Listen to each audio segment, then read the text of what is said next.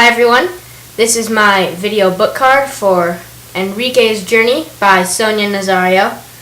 The book is basically about a boy named Enrique.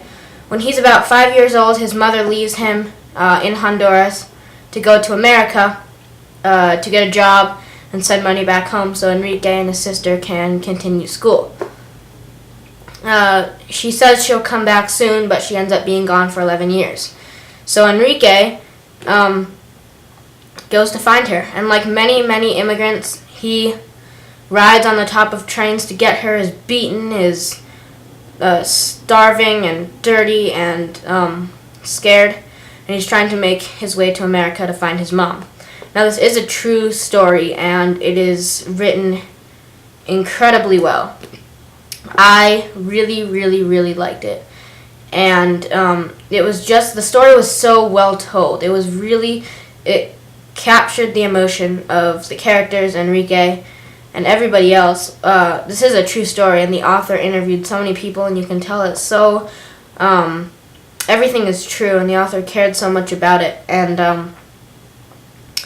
not only do they tell Enrique's story, but she tells so many other people's stories just in, a couple pages of the book. She'll break off and say something about somebody else, and you really get that feel of what went on.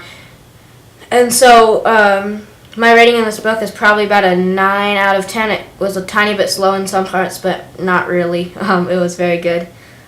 My favorite part of the book is when Enrique is on the border of America, and you really don't know, is he going to cross, is he going to get sent back all the way to Honduras by the officials. And I'm not going to say if he gets across or not, but it's a very sort of suspenseful part of the book, and it's really interesting, especially because this is his 7th or 8th attempt to get to America.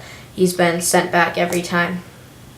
My favorite character is Enrique, for sure. He's just, you really care about him. Once his mother left him in Honduras, he became sort of a bad person, didn't do good things, and you sort of feel for him, because if you've never experienced that before, you can't really know what he's feeling, and you have sympathy for him, and he's just a character that you sort of gravitate towards, even though he's done some bad things, because you want him to do well, and you want him to find his mom, and you want the end to be good.